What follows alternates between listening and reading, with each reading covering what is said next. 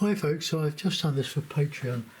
It was a bit of a challenge. I did this on MDF, 3mm MDF. I bought a pack on eBay, reasonably priced, but I'm used to getting big sheets of it, but I'm liking the oil paper so much. I thought I'd better go back to a bit of this. The sky is painted with a brush. But the difference between this and the oil paper is that the oil paper sucks the oil out of the paint until it reaches the plastic barrier on the other side of the paper of the sheet.